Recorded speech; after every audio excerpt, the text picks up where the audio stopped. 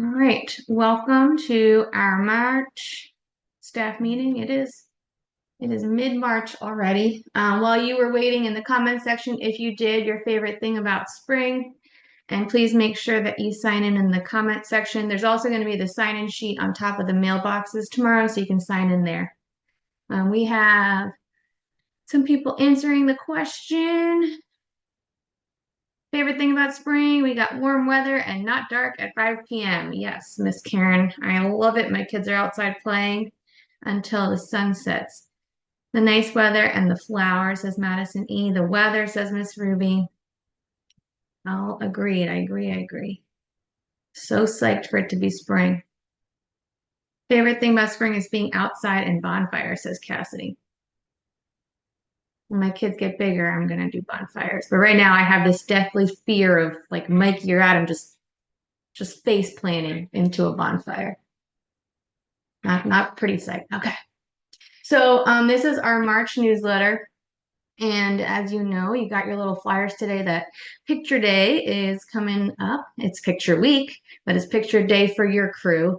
The dates are starting on March 24th. That means that every day will be assigned particular groups of the classrooms. If your children, for some reason, are absent or don't get photographed that day, we'll communicate with the families and then we'll set up another day to get photographed. The day that is the trickiest is Thursday. So if you're a Thursday room and you know ahead of time that a family is going to be out, maybe they're going on a trip and they're out Thursday or something's happening, plan for them to have their child or children have their pictures taken before Thursday because there's no makeup days. Life Touch only grants us days of how many children we have enrolled. So they scheduled 4 days. They expect us to cram all 190 something, 98 kids in 4 days. And last year it did take a little bit longer. In the fall, it took a little bit longer because she really wanted to get those perfect photos, but we have to make sure that she's moving and grooving. So I'm sending an email tomorrow to her just as a friendly reminder that most of our kids are eating at 11 something and they're sleeping by 11:40. So only those older pre-K students are available to her till maybe 12 o'clock, and if that's absolutely necessary. We'll have a flex teacher taking the kids out to the she shed, and that's where the photographer will be set up. I ask that every staff member have their photo taken for their IDs, which we get for free from Life Touch. So you'll have one of those ID cards, and it'll be for the current school year. And you can use those ID cards for perks and discounts at different stores and different services. The summer camp registration is open, and that is for students who have gone through kindergarten and up.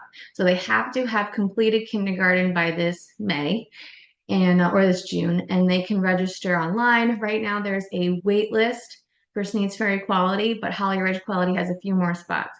Now, that's because we're saving spots for those children who are already in our before and after school program. If any of them say, you know, we don't need it this summer, then a spot opens up. So we encourage families to register. Staff children, you still have to register so we know to put you on the list and make sure your name is on there for us. Many of you have already done that, so thank you. And if you know of somebody who's looking for summer camp, it is a full day camp. We have at least 2 field trips a week and lots of water play and stream activities. So science, technology, reading, engineering, arts, mathematics, and a lot. Miss Barbie's putting a lot in this summer, so they will not be bored, I promise. Okay. The NC Pre-K and 3 school registration opened up. So if you have a child or you know of someone who has a child who turned 3 or 4, and they're turned 3 or 4 before August 31st, they are eligible to register for the program. So they go to the One Place website, they register, and then hopefully they get placed at one of our sites, or they can choose a different site. 3 school is tricky because it is much more stringent and the requirements are really just income based. So when you're thinking about 3 school, you want to make sure that those families who meet the requirement, they are within the 30% of the poverty level, and there's no military qualification for 3 school. So that's where people have that discrepancy. They say, well, my other child, they qualified for NC Pre-K.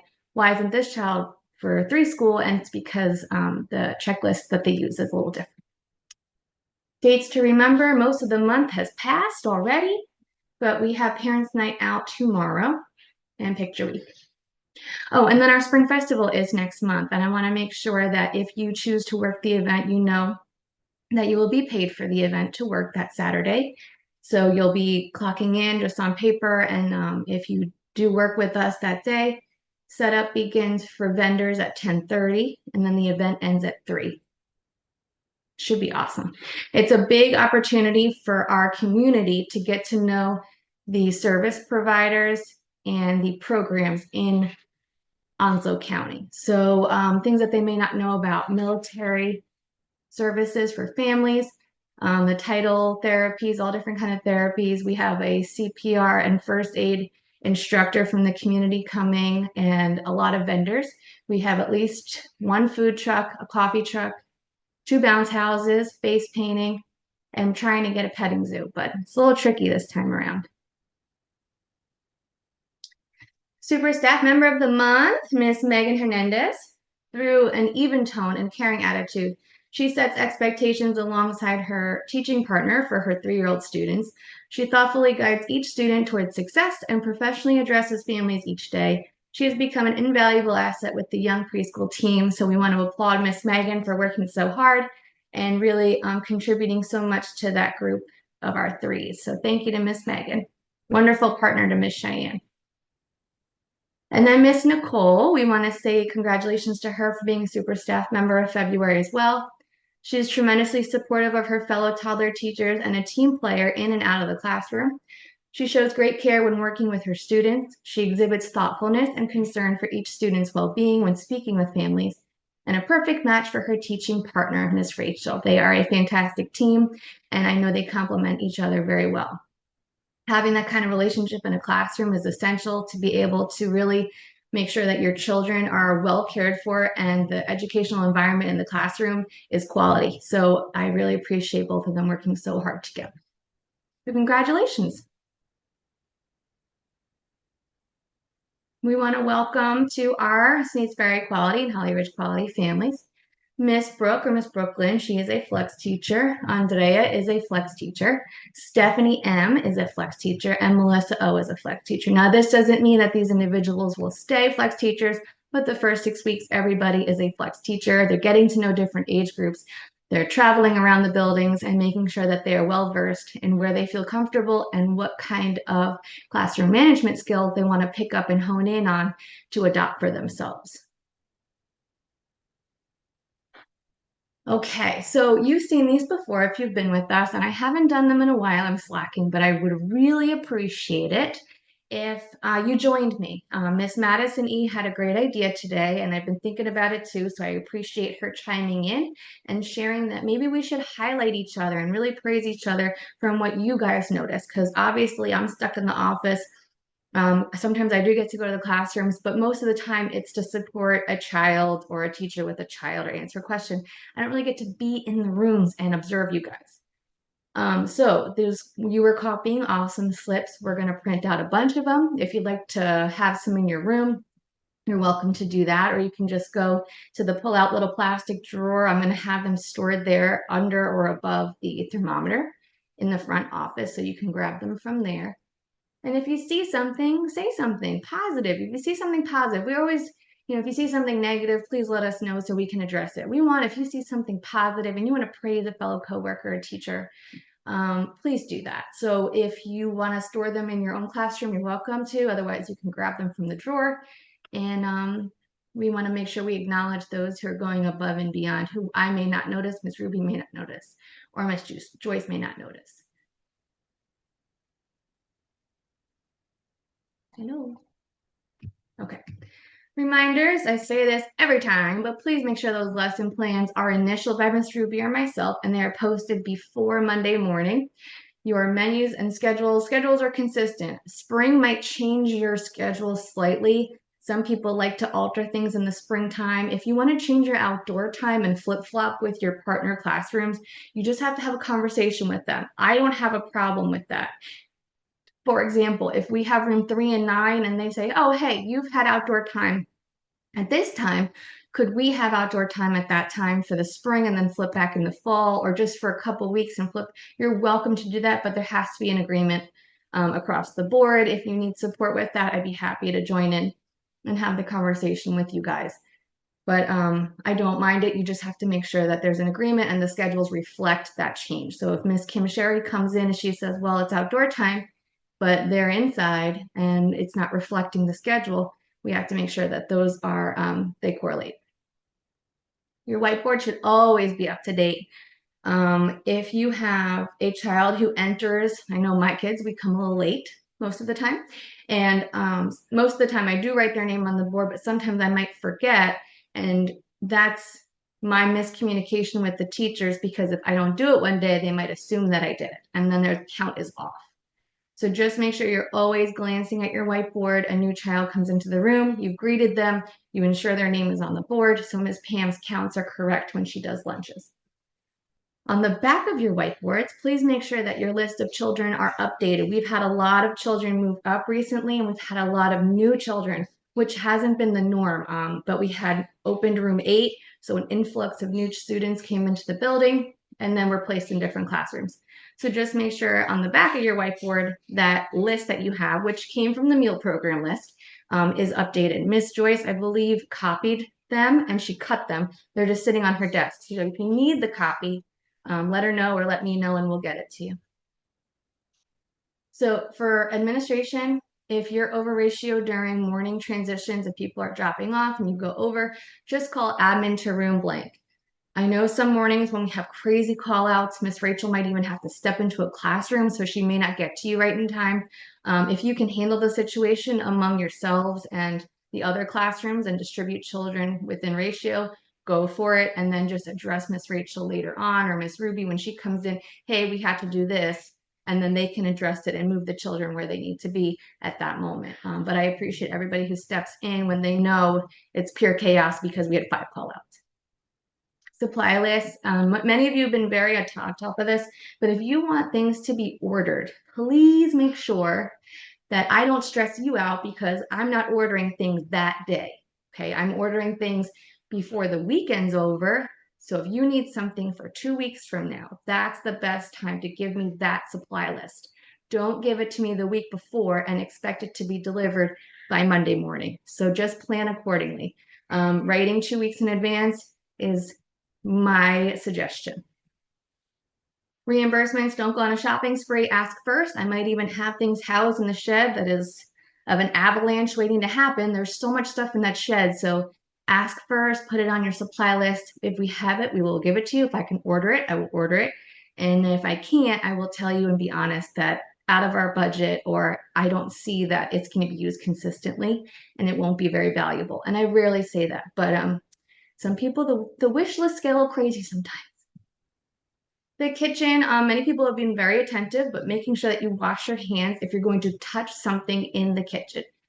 It is like a classroom. So every time we enter a classroom and we're going to touch something, including a child, we have to wash our hands. I slip up sometimes and I don't wash. So please, if you see me come into the room and I'm about to go wipe a yucky nose, you have to say, oh, Miss Shadow forgot to wash her hands when she came in. And I'll go wash my hands. Then I'll wipe the nose, and then I got to go wash my hands again. That's just part of it. And we're making sure that everyone's attentive, keeping those germs away. And I definitely don't want strep or the flu, so help me remember. If you're entering a classroom to help, fantastic. Otherwise, please don't disrupt the teachers. I know sometimes when we have a break, we stop by and we say hi and we want to chit chat, but those other teachers are with and engaging children. So please make sure that you are respectful of that. There are times and places to engage with each other, but it's not when the other teachers are working or actively supervising children. Parking. A lot of our new staff don't know this, so I'm just going to remind everybody. Please do not park in that front row closest to the building. That is for our parent pickup drop-off time. If you are a parent and you need to drop off your children, park there, drop your children off in their respective classrooms. Then you got to go back in your car like you're going to work and then go park by Cancun or that strip between us and Cancun. But please don't park in that front row. If you're early enough, that row next to the road, that's fair game. But the one right in front of the building, that is not fair game. Please leave that row to families because they are paying customers. Some of you are paying customers, so we want to make sure you have a spot to drop your children off. and then get back in your car and go to work. Okay, so air quality update. I know Miss Melissa has been updating us this evening, so whatever she sent up to about 5 o'clock is what I wrote on here. If something new came in after that, I did not add it.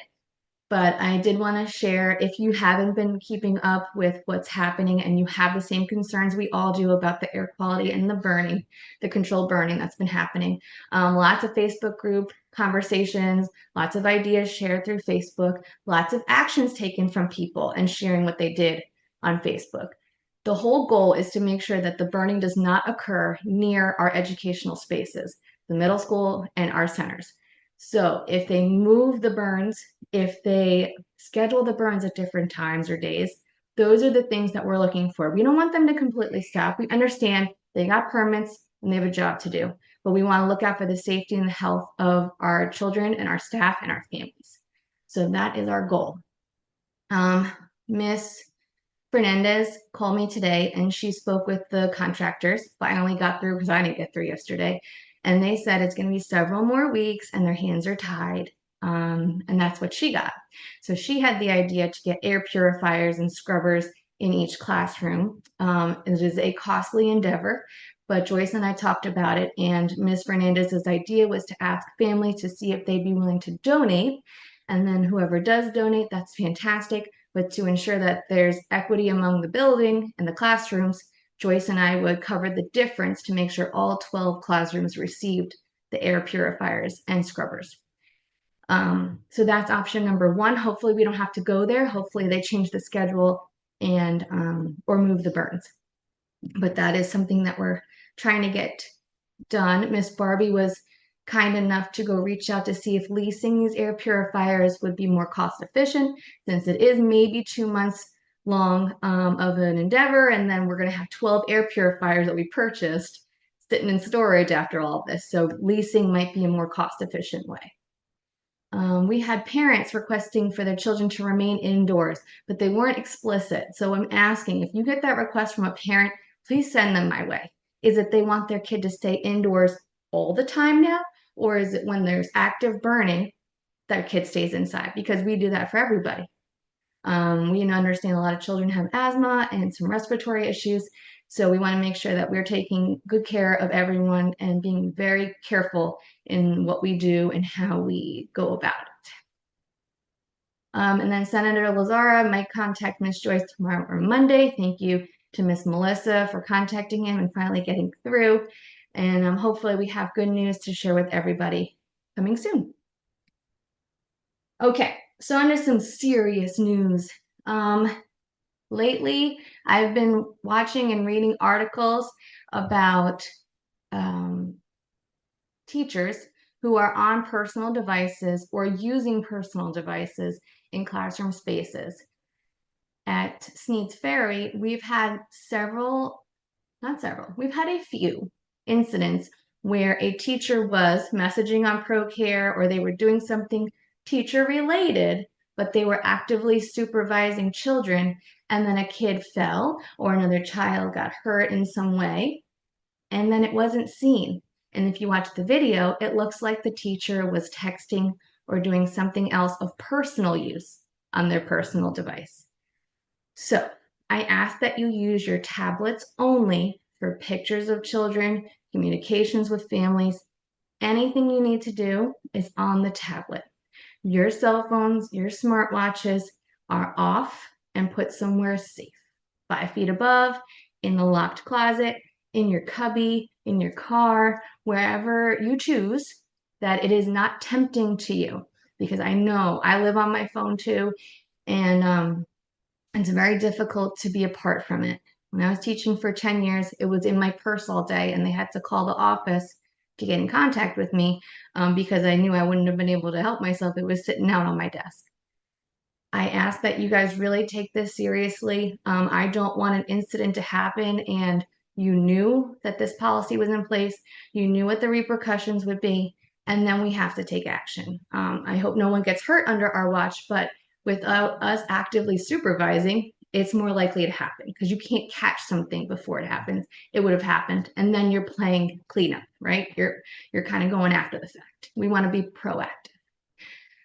So this is at both Holly Ridge and Sneedsbury Quality. I ask that everyone sign it after you read it.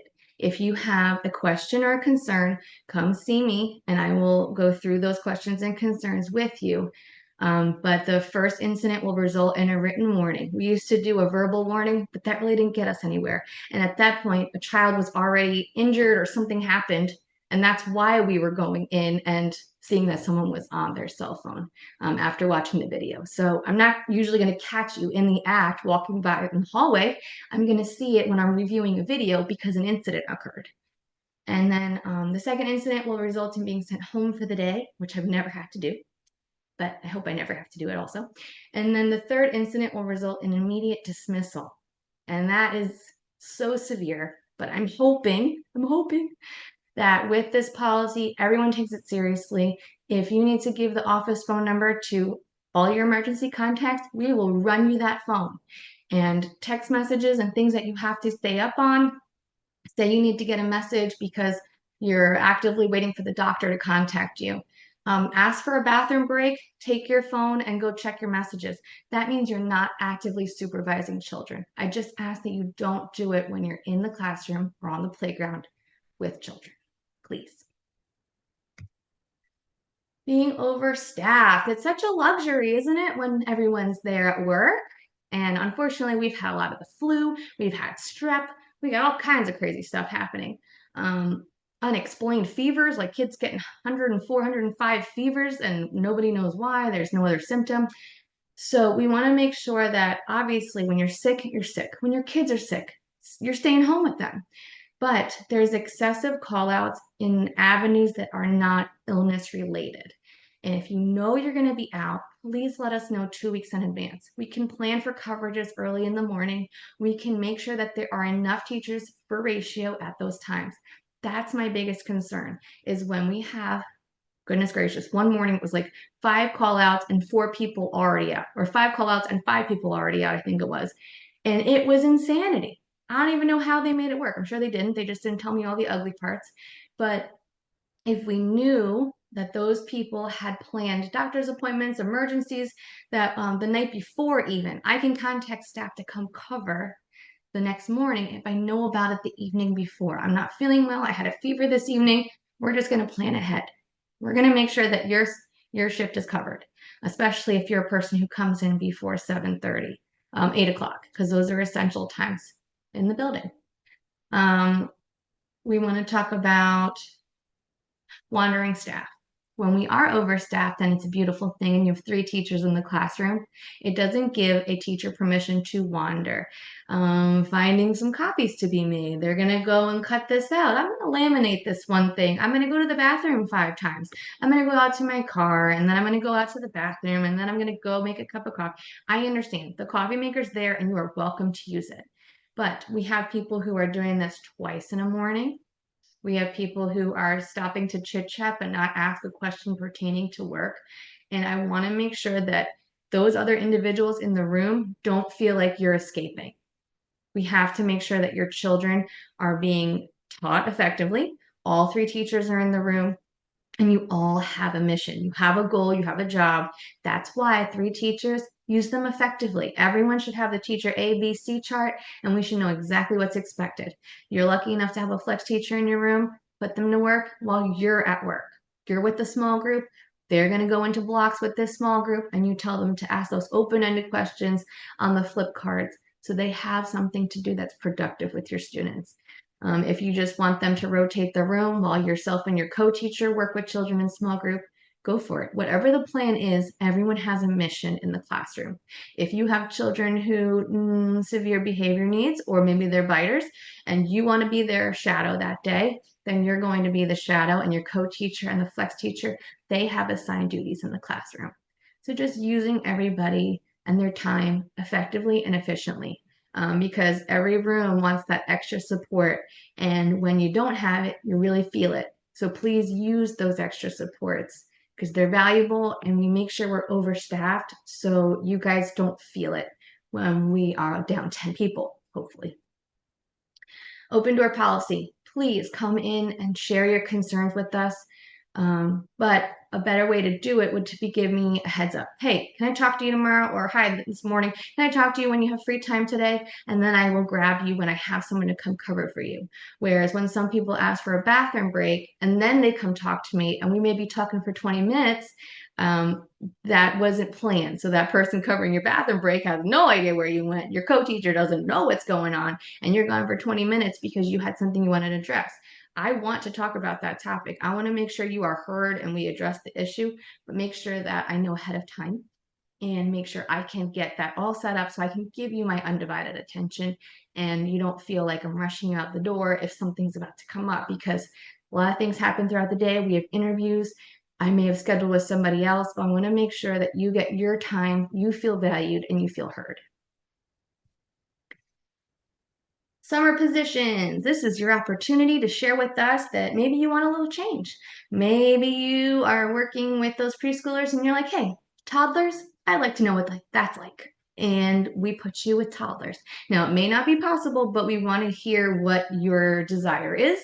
And then we try our best to make it happen, because that's the time to really test the waters in other age groups and see what else is out there, especially if you've been with us for 7 years.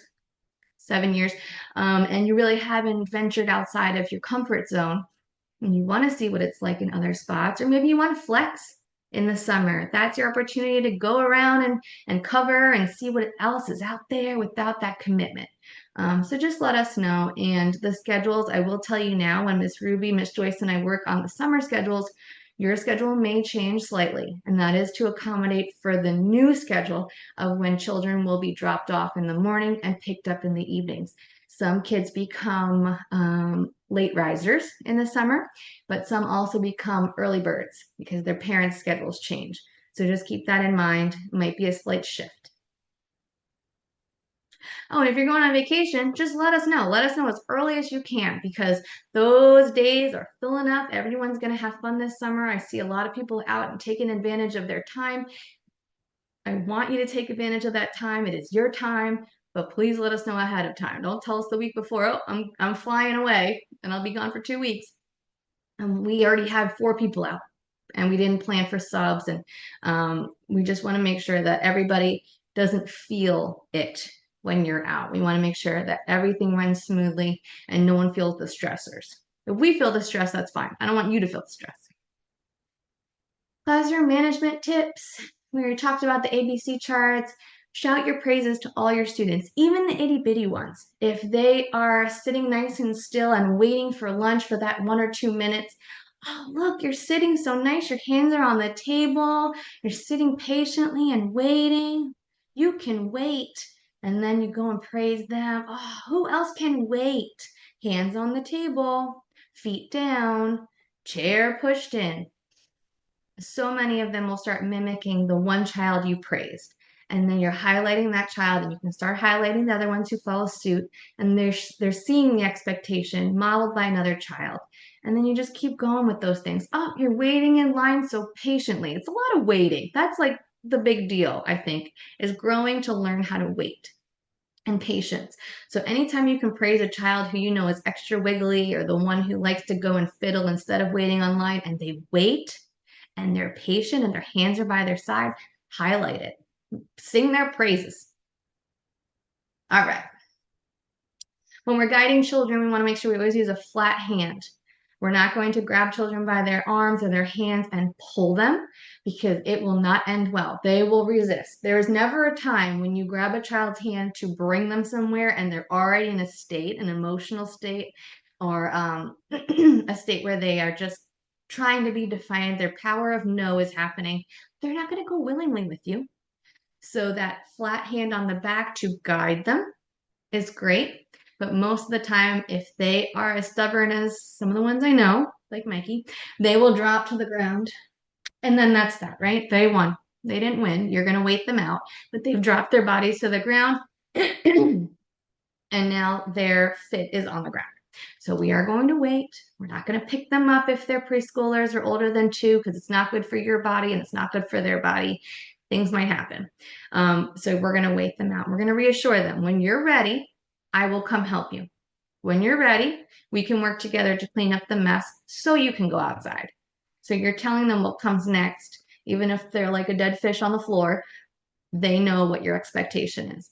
If they're younger than 2, just like our behavior policy states, you can pick them up and address them if they're willing. But if they start flailing, kicking, I would not. You don't want to get hurt, and you don't want them to accidentally hurt themselves or a peer.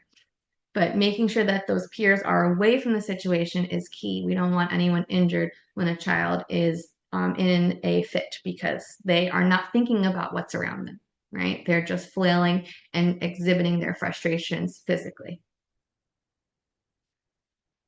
Okay, we already talked about that.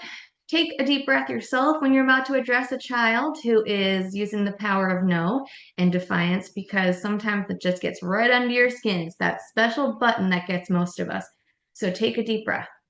We never want to grab the child. We never want to jerk them forward or put them where we want them to put them in that way. We want to guide them. If they are resistant, then we try again in a minute. Tell them you're coming back. Inform them what the expectation is. But they're not in a state where they're going to be receptive.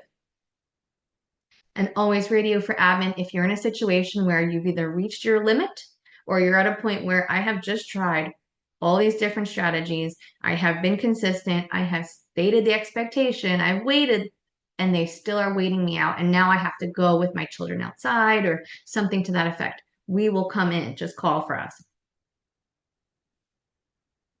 Okay, always make sure you're facing your students. And that can be a little tricky, like washing our hands. We wash sideways. When we're changing a diaper, we should always make sure our diaper changing tables allow us to face forward. When we're working with a group or doing circle time, you're in the corner facing out the rest of the class. So your eyes are everywhere. When we are addressing a child, we're going to use our big voice. That doesn't mean we're yelling. It is our firm voice. So they know we mean business, right? We say what we mean what we say. And you're just stating it like I'm wearing a gray shirt. My pants are black. We sit in the chair. Just like that. You're saying it, you mean it, and that's the expectation. You may have to repeat it quite a few times. You can have a peer say, how do we sit? How should we sit in the chair? And then we have a child model, and they say, oh, look, who else can sit just like so-and-so? And maybe that child who needed the redirection picks up and joins right in. Sometimes we have to try a different strategy to make it fun, because the child's already thinking defiance, right? They're already thinking, I have the power of no, I'm not listening, and I'm going to sit the way I want to sit, which is halfway off the chair, my feet are on the table, whatever. But if you praise the child next to them, go big about it, and we say, who else can do that? Perhaps they'll pick up. But that's just one strategy. And putting those tools in your tool belt is what my goal is for you, so that you have those at your disposal instead of saying, I don't know what else to do. Throw my hands up, and you really didn't try different strategies because you didn't have those strategies in your tool belt. The 2 positive choices. I know many of you who've been with us have heard me say this several times, but if you're new, you need to give them the power. That's what they're looking for. They want the power of no, unless you present them with the power of 2 positive choices. So if they're not doing something, which is the expectation, you say, well, you can do this, or you can do this. You can pick up the blocks and put them on this shelf, or you can pick up the cars and put them in this bin. They are still cleaning. They have the power to choose. And you say, I'll do the other one. Which one would you like to do? They're still contributing. They're still meeting the expectation of cleaning, but you've given them the power of choice. And that's what a lot of kids want. They just want to be able to make the choice on their own instead of being told what to do. Okay, so I just printed this. You can read it at your own time, but I felt that it is more relevant today about entitled children than ever before. Our job really is to correct entitlement, right? So children come to us sometimes, and their parents are trying to be their peers or their friends, or they don't really have those aspects of structure and guidance at home. So they come to us, and it is a rude awakening that they are expected to contribute. They are expected to be a good citizen and share, or at least use their words when they don't want to share, versus take, push, anything physical, or scream. So making sure that we are those individuals who are guiding them towards social success and emotional success is a big weight on our shoulders, especially you guys as educators. So I want to make sure you know that we got your back and I got all those resources for you. It is just really up to you to identify which kid, this is what assessments are good for, needs what kind of support. And then I will bring you those supports and those resources so you can use them effectively in your classroom. But it is up to you to implement them. Telling me that a child won't listen or they don't sit. Well, have you taught them how? Have you shown them what the expectation is? Because I can't do anything for you if you haven't taken that step, right? If you haven't spent the time with that child who maybe at home, they're like a grazer. They have dinner at the table, but they don't sit. They walk, they take something and they walk around the house, they're watching TV. I had a cousin like that and it was crazy. You saw like the trail of crumbs throughout the whole house. And that's just how he ate. He ate like that till I think he still eats that way. But for us to expect a child to sit at a table with their peers, eat with the spoon civilly, and then clean up their mess, maybe some of them have never seen that before. Maybe they're still using fingers at the age of 3 or 4. So teaching these children these skills without assuming they know them is so difficult sometimes. So taking a step back, what is this child really lacking? How can I teach them or help them? And then you can always get us for support. I was going to show you this video. It's 10 minutes long, but I'm going to leave it here for you to watch on your own time. It's a very well-informed video. It does come from Connecticut, but good teaching is good teaching. And I wanted to share it with you about fostering essential dispositions.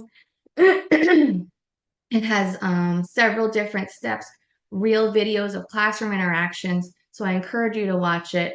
Maybe tomorrow during active rest time, that would be a great time to watch it. These are some active links that I wanted to share as well.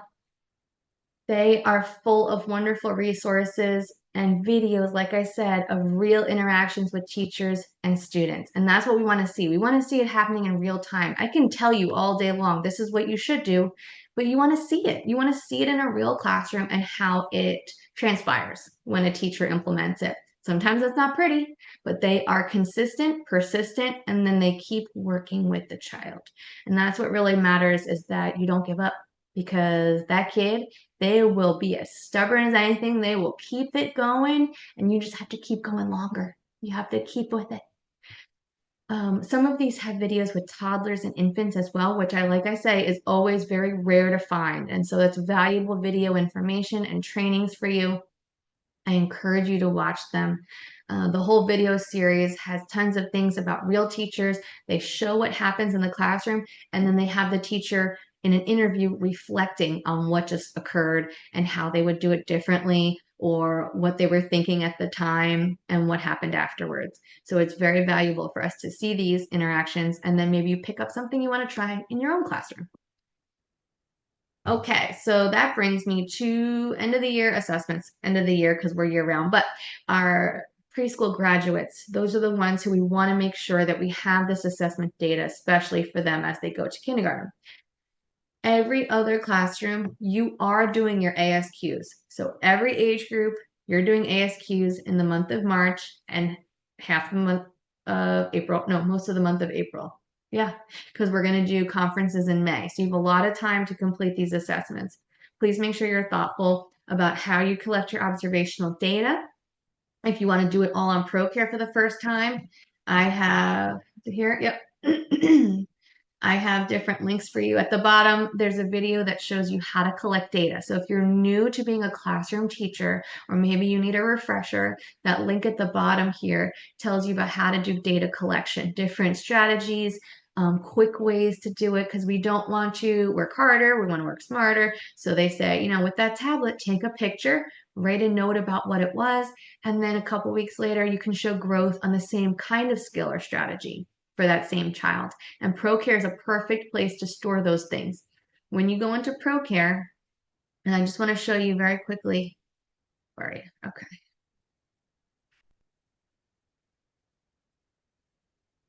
So in ProCare, when I come over here and I look at my learning, Now, this really just works with laptops. So if you need to borrow laptops, we have 6 of them at Sneads Ferry, and I think we have 3 of them at Holly Ridge.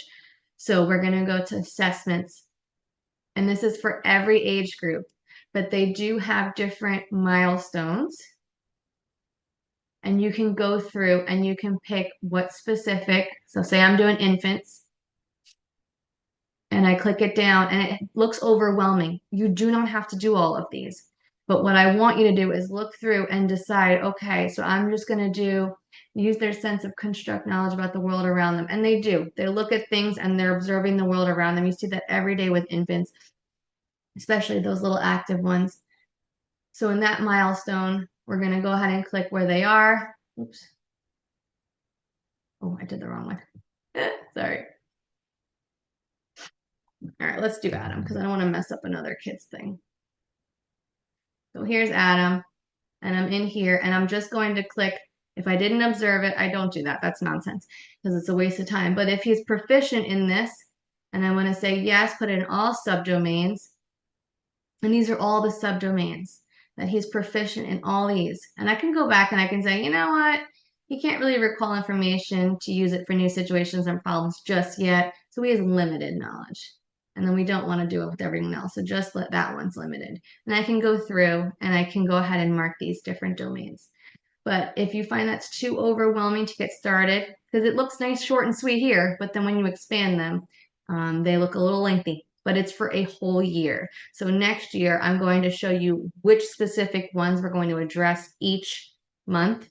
That way it doesn't seem too overwhelming. And if you choose to use ProCare next school year, it'll seem much more manageable. And it should be easier because you're just clicking and then you can add observations. That was the whole point of what I was just trying to say.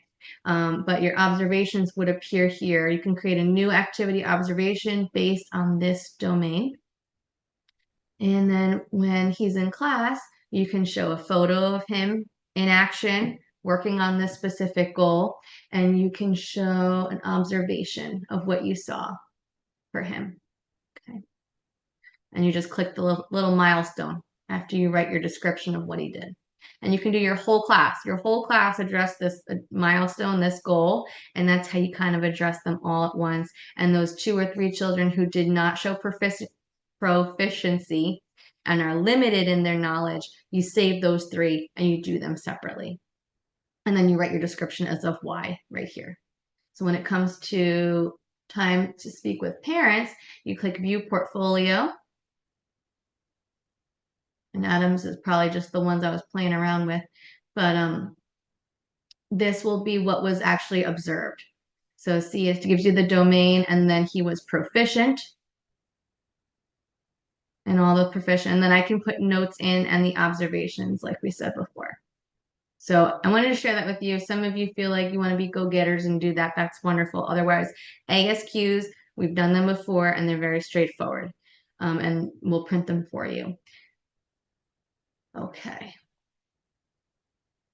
So ASQs, here's the link. So after I share the PowerPoint with you and you want to get a head start, you're welcome to print your Easter Seals PDFs of the ASQ for your students. Otherwise, you tell us which age groups you need. I'll make you the copies or print them out, and then you just make how many copies you need for each of the children in your classroom. Anecdotal notes, so making sure that if some people use Post-its throughout the day, so you just kind of add more Post-its. Some people, you put them in a binder. Some people have a different sheet for each kid, a regular notebook or journal, and there's different sections in there for each child, but making sure that they're sectioned so you can easily refer to each child's anecdotal notes and observational notes. And you want to make sure that if you have ABC charts, you've already spoken with the parents about the ABC chart for behavior, not just observation. So if you have behavior concerns about a child, we've already had a conversation. We're going to start implementing this ABC chart. It's to make sure that we can identify when the child is having these difficulties, what their triggers are, so we can best support them in the classroom. Parents are more likely to be receptive if we say that we're doing it to support the child, and we're doing it so that we can pinpoint where we can go ahead and be more proactive.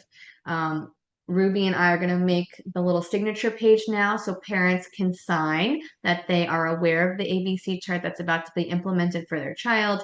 And that way they have accountability when hopefully this doesn't happen.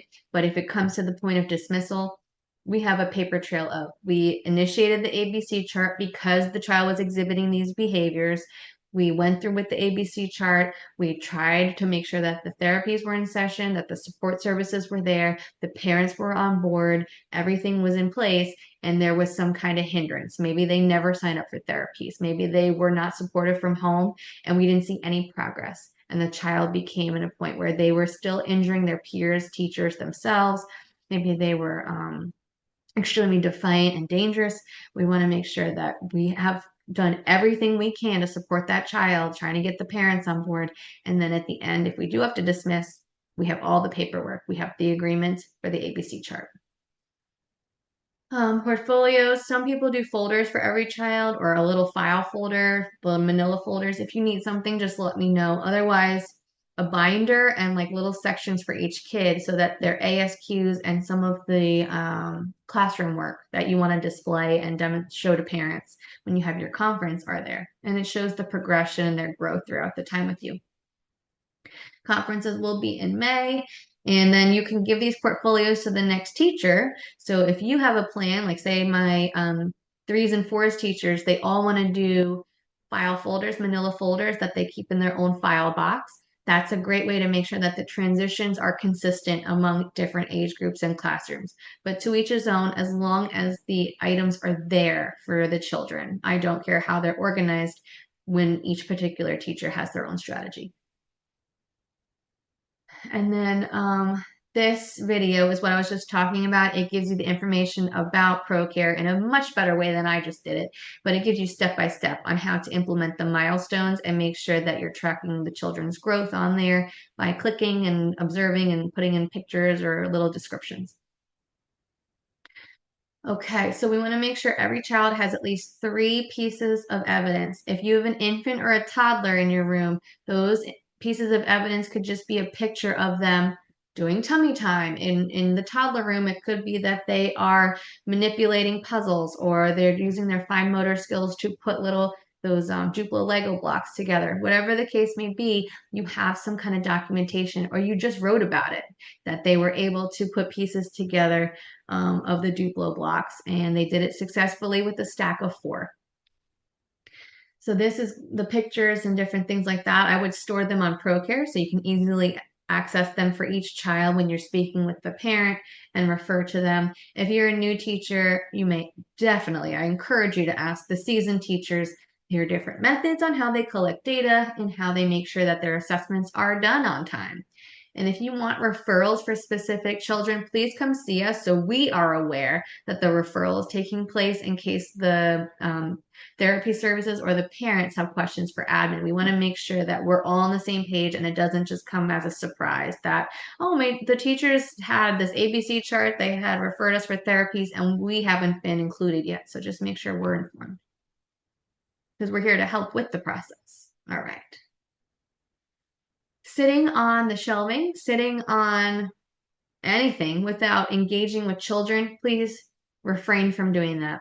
If you want to sit, which of course everyone should be able to sit, but you're sitting with children and you're engaging with children, you are doing things actively with them, not just sitting at the table like this while they're playing amongst themselves. You are actively engaged with the children at the table or on the playground. You're sitting on the floor with them. That's great. What are you doing with them? What kind of teaching is occurring? What kind of learning is occurring? Are you asking open-ended questions to your preschoolers? Are you explaining what's happening to those toddlers and 2s, giving them those verbal skills and communication skills? So something is always occurring when you're with children, even if you're sitting, which of course everyone needs to sit now. Okay.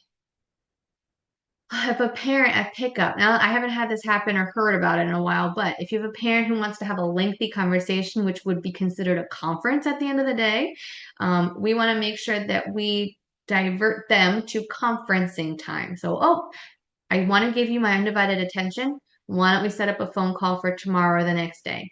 And that way I can talk to you because right now I have to go back to the kids.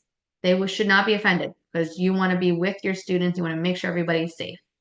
And that way you can go right back to what you were doing, and then we can save a time. And if you want us to join in on the conference, we are there to support you. Okay. Sunscreen waivers will be coming out to you soon. I think I'm going to start them at the beginning of April this year because we just haven't had that consistent time outside. So we'll make it April 1st. That'll give everyone time to get the waiver signed and returned from families. The waivers will be expired, old ones, by that time. So you shouldn't have any old sunscreen waivers unless they signed it during enrollment. So just check the dates. If you have newer kids, they may have a new sunscreen waiver, but I doubt it because we don't usually put that with the enrollment packet. We want to check the expiration dates of your sunscreen bottles. If you still happen to have one in your classroom, I'm going to order in bulk again, so they should be arriving hopefully within the next week or so. Inform us if you need a new bottle, which I'm assuming everyone's going to need a new bottle. The list of students who bring waivers should be an ongoing list. So either you have it posted inside your emergency folder, or some people put masking tape on the outside of the bottle, and then they write on the masking tape the names of children who have signed waivers. So it's an ongoing list, and that way whoever grabs the bottle knows which kids can get sunscreen or should get sunscreen, because we are not going to apply it to a kid who doesn't have a waiver. If you have parents who choose to bring their own type of sunscreen, which is very rare, we have to make sure they are not aerosoled, that they are only, how many ounces? 8 fluid ounces or smaller. There's no scent to it, which is kind of difficult nowadays. And we want to make sure the kid's name is on it in permanent ink and that their expiration date is far in the future. We sometimes get bottles of things that are expired already, so you have to double check. And then the waivers are copied and provided to the office. So if they hand you the sunscreen waiver, please make sure a copy is made so we can put in the child's file. This way, if your copies get all soggy and wet because the backpack's left outside overnight, we can provide you with the copies versus all of them are destroyed and we have nothing. So please make sure that the copies are given to us and we can put them in the files.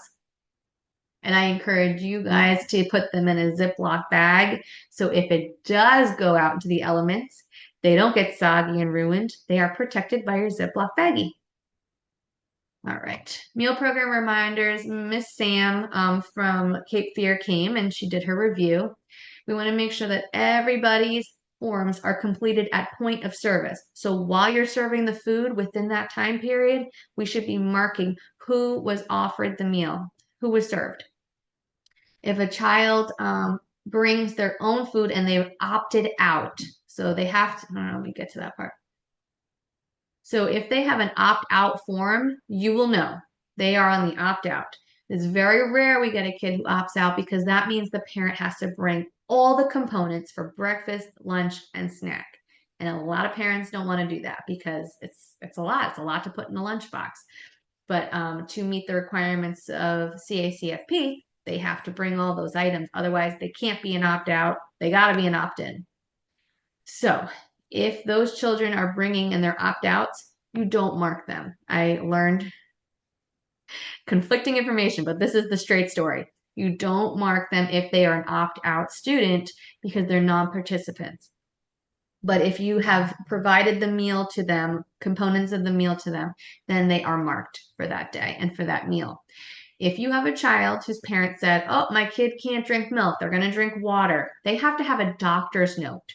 So if we haven't informed you, yes, there's a doctor's note on file, or it's not marked on the allergy list, you can't give them just the water. We have to talk to the parent because the obligation we have to maintain the meal program is milk.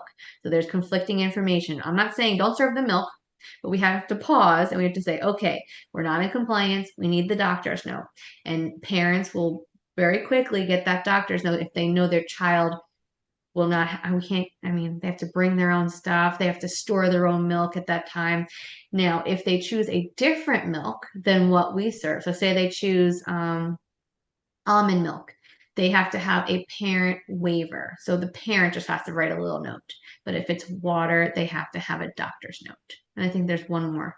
But if you have questions about that, you have a kid whose parent says, they can't have regular milk, and you're confused about the situation, then please tell us so we can clarify. Because Sam went through the list, but she may have missed a few kids. Okay. If a parent Shannon, can changes, I add one more thing to that? I'm sorry, yeah, before you go on. I want to bring it to everybody's attention. Sam will be coming back to the main building sometime within the next month because one of the classrooms did not have the sheet filled out.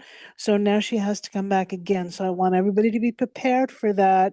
Usually she only comes once every 3 to 4 months, but she will be back sometime within the next month. So please make sure that your forms are filled out. We already got one violation for not having it. We do not want to get another one. yes. And I want to show you the proper way to do that. But if a parent decides to choose their child's preference, they were allergic to apples, now they're not allergic to apples. They have to have that in writing with us because just verbal confirmation, it's not going to fly if their kid all of a sudden has a reaction to apples again, and then we're liable. So please make sure that if they tell you word of mouth during drop off, by the way, they can have regular milk again. Whoa, I need a letter. I need a letter, official. So I will talk to the parents about that. Just say, see admin because they have some things you have to fill out and make sure it's all legit. Okay, so this is the meal program form. I wanted to show you how it should be filled out correctly because as Ms. Joyce said, Sam's coming back and we want to make sure we're prepared. So do mark everything at mealtime. Only use blue or black ink. It is a legal document. Make sure that you're totaling the columns every day. Don't wait till the end of the week to count your totals. They have to be counted. So during active rest, that's the best time to count your totals down the column. Teacher should sign and date at the worksheet weekly. So please don't leave that signature section blank. Sometimes Brittany is forced to sign for people, and it's supposed to be the teachers of the classroom sign. So please check by the end of the week if there's a signature and a date. And then if children are coming in new to the classroom and they're not yet on the meal program, you are writing them in and you are marking them as soon as they start. If you have an error, you circle the mistake. Circle the X mistake that you have. Don't use whiteout. Don't cross it out. It's just a circle to show that the mistake was noticed. If you have any questions about how these should be filled out, please ask us. But these should be done daily and at point of service. So when the meal is being served or right after it's been served, that's when you're putting X's down for whoever got lunch, snack, breakfast, whatever the case may be. Sending children home, please make sure. Oh, I'm so sorry to interrupt. I just have a question in regards to milk. yes. This is Cassidy. So for Killian's age group, they normally get, I think it's like the blue one, the 1%, but I opted to have him get the whole milk. Do I have to fill out anything specific for that? If it's like it's not a different milk. It's, you know what I mean? It's just a Yeah, whole. just write me a parent note. Just Okay. write it down. So we have it in his file. If we get asked, here it is. Okay. If you change the milk preference, that's usually a parent note. And if we change it to water, that's the doctor note. So Okay. Thank you. thank you. Great question, because that might happen. I know I like my kids to drink whole milk at home. So if I were to change it, yes, I would put a parent note. When kids are sick, please don't be the one to decide they go home. Informing parents of a child's symptoms, totally good. Please do that. Sending pictures, updates. But to make the decision for a child to go home due to illness, that's up to admin. So please make sure you inform us, tell us about what you're noticing. We take the temp, we make the decision based on our list of when to send the child home. So if they ask, should I pick so and so up because you've told me about all these symptoms that they're exhibiting? Ask us. Okay. If you say, yeah, I think then you're in it now. And then you're the person who was responsible. So leave it on us so we can make that decision. End of the day, we want to make sure all butts and faces are checked. No snotty. Oh, when they got the crusty nose, wipe them. Every backpack should have baby wipes. please make sure you are wiping those kids and they're fresh when they go to their parent, whoever's picking up. Because if they see a gross, crusty, snotty kid, they're going to think that kid was like that all day. And in all honesty, they probably were. If they have crust from the morning, that's disgusting. They should be cleaned after each meal, especially if they're itty bitties. Just take your hand or the paper towel, wipe down their face, and then that way they are fresh and clean. We're not getting any crazy rashes. Our heinies, they are checked. We are checking those heinies, those ones who are potty training. I know we had classrooms when you transition children and they are potty training. I would put a little PT next to the child's name so the people who take over know that those children may need to be checked or go potty every time you're doing another kid potty. That way we don't have accidents outside. Check your kids. A lot are reluctant to share. I peed myself. Now I gotta get changed and lose playing time. Keep watching those children and making sure that no one is going home wet, everyone is changed, and everyone is dry. If you need support and you cannot go in ratio to change diapers because some of us still have provisional teachers with us, then call for admin and we'll try to figure something out so that you can change those diapers and make sure you're on time. Okay. Closing checklist. We've all seen this. Our closing crew has gotten compliments from Miss Susan, so we greatly appreciate that. Hopefully our opening crew is noticing that everything is done the way it should be done. If you don't, please inform us. It could have been an oversight. It could have been a day that we were down to minimal staff at closing. So I just want to make sure that the days that it is a normal day, that everything is done effectively and it's ready for the next morning. The she shed, Miss Laura cleaned it out from what I remember, and she did a wonderful job making sure it's spick and span. Please make sure you keep it that way and that you take care of your space. And trainings. Miss Ruby will seek you out. She has that beautiful PowerPoint for you to go click through for all your trainings. Please use it. It is now on the Teams. If you haven't, oh, that's what I forgot to include. If you haven't joined Teams yet, I will share the links again on our Messenger group through Facebook Messenger, and that way you can join the Teams that is relevant to you. I tried to make it so that you're going to get the least amount of nonsense. So I separated the groups as best I could. So if you are just its needs fair quality and you are an ITERS teacher, you're getting things that are only relevant to you, and so on and so forth. So hopefully it works out, and all the resources that you need, special documents and links and PowerPoints and stuff will be in Teams. It is not a form of me to message everybody. It's not a form of communication between staff members.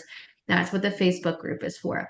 Teams is a way for you to get resources and then to be able to fill out documents effectively and get what you need. Teach scholarship, we all know about it. If you're interested in it and you're new, please reach out to Ruby. She will get you ready, Freddy. And then make sure, Miss Joyce always says, if we don't know about an issue, we cannot support you, we cannot help you. Please make sure you share things that are concerns, things that you want to address, and we'll do our best to support you. It's better for us to know and to have tried than you to let things build up and fester, and then you're just at your limit and you say, see you later, when it was something little to begin with. If you have questions, feel free to message me. And I hope everyone has a wonderful evening. We will see you tomorrow. Thank you. Bye.